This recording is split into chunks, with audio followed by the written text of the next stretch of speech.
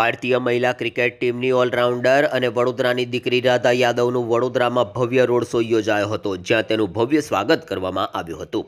ભારતીય મહિલા ક્રિકેટ ટીમની ઓલરાઉન્ડર ખેલાડી Radha Yadav women's world cup જીત્યા બાદ ગઈકાલે સાંજે વડોદરા શહેરમાં હવાઈ માર્ગે આવી પહોંચી હતી. વડોદરા એરપોર્ટથી 6 કિલોમીટરનો તેનો રોડ શો યોજવામાં આવ્યો હતો.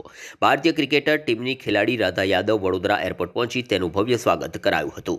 સાથે જ ચાહકો દ્વારા તેની પર પુષ્પવર્ષા કરવામાં આવી હતી. આ રોડ શો વડોદરા એરપોર્ટ ખાતેથી નીકળી કૃગારા ક્રિકેટ એકેડમી ખાતે પૂર્ણ થયો હતો.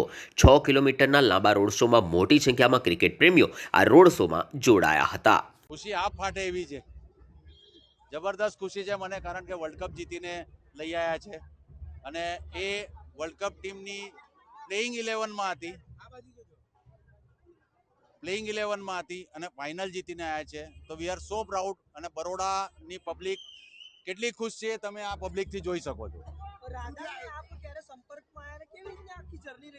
2017થી મારા સંપર્કમાં, અને મારી ત્યાં એ 5 થી 6 કલાક પ્રેક્ટિસ રોજ કરે, જેનું આ સફળતાનું ફળ છે. બહુ રિગરસ પ્રેક્ટિસ કરે, ફિલ્ડિંગ, બેટિંગ, બોલિંગ બધું જ. બહુ જબરદસ્ત ખુશ છું અને આ તો એક ટ્રેલર છે. હજુ સારું પરફોર્મ કરે એની માટે અમે તનતોડ મહેનત કરીશું એની પાછળ.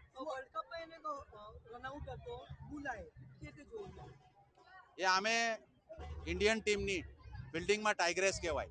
તમે જોશો તો ગમે ત્યારે ના પકડવા વાળો કેચ બીજો કોઈ ના પકડી શકે એવો કેચ એ પકડીને કેચ બનાવે છે. એ કેચ લેતી નથી, એ કેચ બનાવીને ફિલ્ડિંગમાં 25-30 રન બચાવે છે. આજે શું આયોજન છે એના માટે? એની માટે અમે વિજય ભવની રેલી આયોજિત કરી છે, જે એરપોર્ટથી નીકળીને કૃગારા ક્રિકેટ એકેડમી થઈ, સંગમ થઈને, મુક્તાનંદ થઈ, અમિતનગર થઈને, એરપોર્ટ સર્કલ થઈને પાછી કૃગારા ક્રિકેટ એકેડમી પર સંપન્ન થશે. આપનો પરિચય? મિલિંદ વરાવડેકર, કૃગારા ક્રિકેટ એકેડમી, બરોડા.